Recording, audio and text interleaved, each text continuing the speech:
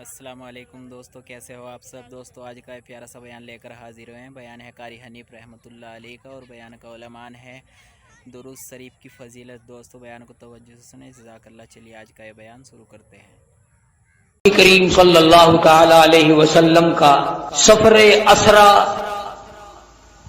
جو قرآن کریم کی اصطلاح میں اسرا کے نام سے تعبیر کیا گیا، ام ہانی رضی اللہ تعالی عنہا کے مکان سے لے کر بیت المقدس تک سفر معراج علماء کی اصطلاح میں کہتے ہیں پہلے آسمان سے لے کر عرش عظیم تک۔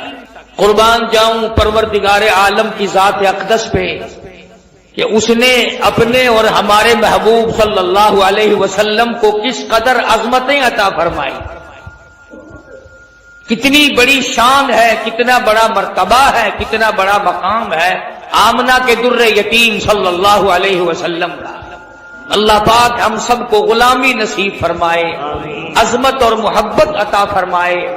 خدا کی قسم، جس قدر سرکار مدینہ کا کسی کے دل میں شوق ہوگا، ذوق ہوگا، محبت ہوگی، تڑپ ہوگی، سوز و گداز ہوگا، عشق ہوگا، اسی قدر ایمان مکمل ہوتا چلا جائے گا۔ ایمان کی بنیاد کالی کملی والے کی محبت ہے،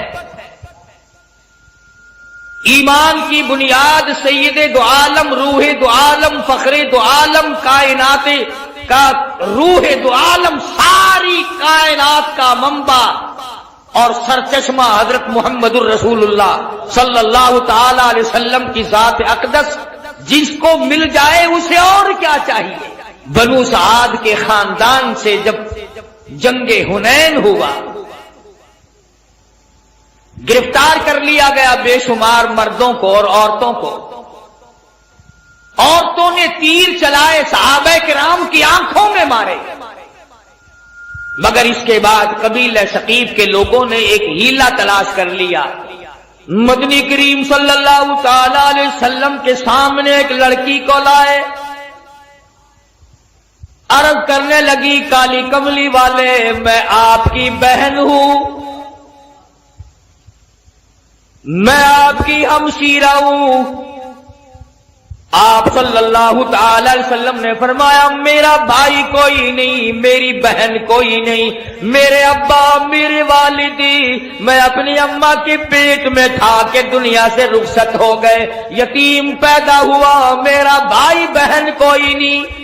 عرض کرنے لگی کالی کملی والے، دودھ شریک بہن ہوں، جب آپ سیدہ حلیمہ کے یہاں دودھ پیا کرتے تھے میں آپ کو گود کھلایا کرتی تھی، میں آپ کی ہمشیرہ ہوں، آپ کی بہن ہوں، میں سفارش کرنے آئی ہوں اپنے قبیلہ بنو سعد کی، ان تمام کو آزاد کر دیجئے۔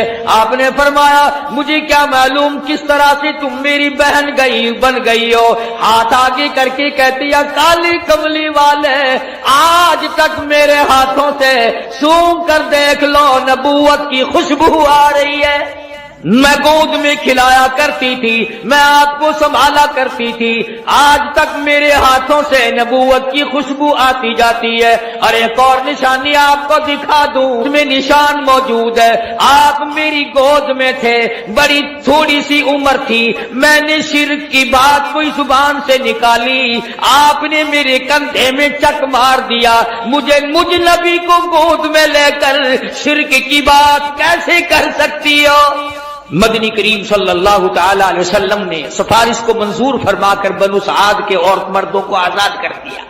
70,000 فرشتہ دائیں طرف ہے، 70,000 فرشتہ بائیں طرف ہے، 70,000 فرشتہ آگے ہے، 70,000 فرشتہ پیچھے ہے، درمیان میں امام الانبیاء محبوب کبریا حضرت محمد مصطفیٰ صلی اللہ تعالی علیہ وسلم کی ذات اقدس ہے، چاروں طرف نورانی ہے، بیچ میں انسان ہے،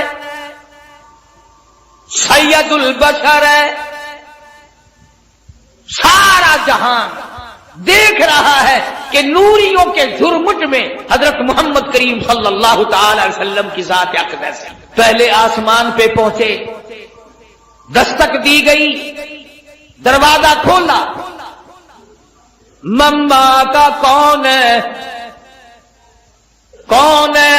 عرض کیا گیا میں جبریل ہوں، مما کا تیری ساتھ کون ہے؟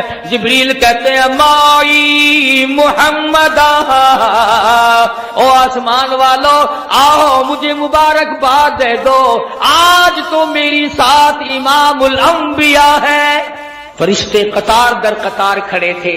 میں عرض کر رہا تھا کہ حضرت محمد الرسول اللہ صلی اللہ تعالی علیہ وسلم کی ذات فرشتوں کے جھرمٹ میں، نورانیوں کے جھرمٹ میں، حوروں غلمان کے تبسم اور مسکراہٹوں میں سامنے پہلے آسمان پر تشریف لے گئے۔ سارے فرشتے استقبال میں کھڑے ہیں، دیدار کے لیے مشتاق ہیں۔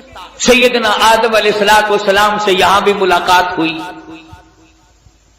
فرمایا یا مرحبا یا ابن صالح، او میرے بیٹے مبارک ہو، میں بھی تجھ پر فخر کرتا ہوں کہ میری اولاد میں سے اللہ پاک نے آپ کو پیدا فرمایا صلی اللہ علیہ وسلم۔ دوسرے آسمان پہ، تیسرے آسمان پہ استقبال ہوتا جاتا ہے، دیدار کے مشتاق فرشتے دیدار کرتے جاتے ہیں، قربان ہوتے جاتے ہیں، جدھر سے گزرو سلام ہے، جدھر سے گزرو درود ہے۔ فرشتے درود پڑھتے ہیں، سلام پڑھتے ہیں، ان اللہ، تحقیق میں خدا، میں پروردگار، و ملائکہ، اور میرے فرشتے، یصلون علی النبی، مدنی کریم صلی اللہ علیہ وسلم کی ذات پہ درود پاک پڑھتے ہیں۔ یا ایھا الذین آمنوا، او ایمان والو تم بھی درود و سلام پڑھا کرو۔ ارشاد فرمایا مدنی کریم صلی اللہ تعالی علیہ وسلم نے، جو میری ذات پہ ایک مرتبہ درود پاک پڑھے گا، اللہ پاک اس کے 10 درجے بلند کر دیتا ہے، 10 گناہ معاف کر دیتا ہے، 10 نیکیاں نام اعمال میں درج ہو جاتی ہیں۔ اور ارشاد فرمایا مدنی کریم صلی اللہ علیہ وسلم نے، علامہ سخاوی لکھتے ہیں، اور لوگوں جو مجھ پہ کثرت سے درود پاک پڑھتا رہے گا، اسی حالت میں موت آ جائے، قبر کے اندر کیڑے اس کی میت کو نہیں کھائیں گے۔ ارشاد فرمایا مدنی کریم صلی اللہ تعالی علیہ وسلم نے، جو آدمی کثرت سے مجھ پہ درود پاک پڑھتا رہے گا، قیامت کے دن اس کے منہ سے کستوری کی خوشبو آئے گی۔ اہل محشر کہیں گے الہی یہ کون ہے جس کے منہ سے اتنی خوشبو ہے کہ میدان محشر مہک رہا، سارا حشر کا میدان معطر ہے، یہ کون ہے؟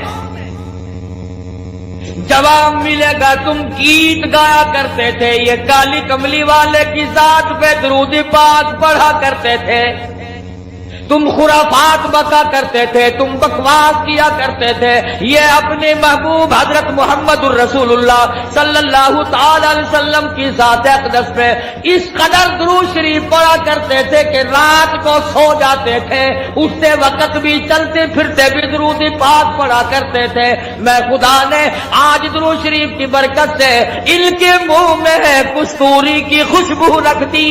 اور اس سے بڑھ کر کتنی بڑی بات ہے، علماء نے لکھا ہے کہ قیامت کے دن حضور صلی اللہ علیہ وسلم نے فرمایا کہ اس پیاس والے دن میں، 50,000 سال کے پیاس والے دن میں، میں خود ان لوگوں کو تلاش کرنے آؤں گا اور ہاتھ پکڑ کر حوض کوثر پہ لے جاؤں گا اور رحمت والے ہاتھوں سے پانی پلاؤں گا۔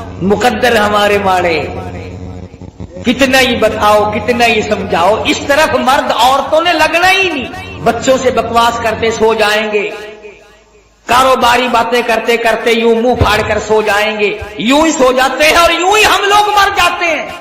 کیا کمال تھا ان حضرات کا! سیدنا امیر معاویہ رضی اللہ تعالیٰ عنہ جیسا جلیل القدر صحابی، سیدہ ام حبیبہ رضی اللہ تعالیٰ عنہ کا سگا بھائی ابو سفیان کا لگتے جگر، جس گھر کی عورتوں کا یہ عالم ہے، جس گھر کی عورتوں کے عقیدے کا یہ حال ہے، ابو سفیان ابھی ایمان نہیں لائے تھے، مدینے پاک میں اپنی بیٹی سیدہ ام حبیبہ رضی اللہ تعالیٰ عنہا سے ملاقات کے لیے آئے، بیٹی سے ملنے کے لیے آئے۔ جب حجرے مبارک کے قریب آئے، اور لوگوں اور بلڈنگ کوٹھیوں بنگلوں پہ رات دن مرنے والوں، کبھی تو سیرت کی کتابیں اٹھا کر دیکھو، شہنشاہ کائنات کی کیا زندگی تھی۔ دروازے پہ ابو سفیان کو باپ کو دیکھا ہے، دوڑ کر وہ بستر لپیٹ کے رکھ دیا جس بستر پہ امام الانبیاء محبوب کبریا حضرت محمد مصطفیٰ صلی اللہ تعالی علیہ وسلم آرام فرمایا کرتے تھے۔ ابو سفیان نے دیکھ لیا، کہنے لگا بیٹی بے ادب ہو گئی ہو، گستاخ بن گئی ہو، ابا نہیں، لوگ اپنے ابا کے لیے بستر بچھایا کرتے ہیں، تم نے لپیٹ کے رکھ دیا۔ سیدہ ام حبیبہ کہتی ابا جان اس گھر میں آ کر میں نے ادب کرنا سیکھ لیا ہے، اور میرے ابا میں تمہاری بیٹی ہوں، میں اپنا دوپٹہ تمہارے نیچے بچھا سکتی ہوں، میں اپنا کپڑا بچھا سکتی ہوں، اور یہ بات مجھ سے ہو نہیں سکتی کہ بستر نبی پاک کا ہو اور ابا مشرک ناپاک کافر کے نیچے بچھا دیا جائے۔ جس گھر کی عورتوں کا یہ عقیدہ ہو، مردوں کا کیا حال ہوگا؟ کمال برائے عشق ہے سیدنا امیر معاویہ رضی اللہ تعالیٰ عنہ کے دل میں، فرماتے ہیں لوگوں وہ سونے کی ڈبیا لے آؤ جس میں نے مدنی کریم صلی اللہ علیہ وسلم کے منہ مبارک ناخون مبارک رکھے ہوئے ہیں، اور لوگوں جب میری غسل سے فارغ ہو جاؤ، جب میری کفن سے فارغ ہو جاؤ، یہ میرے آقا کی ناخون میری آنکھوں پہ رکھ دینا۔ صحابہ کا عقیدہ دیکھو، صحابہ کا ایمان دیکھو۔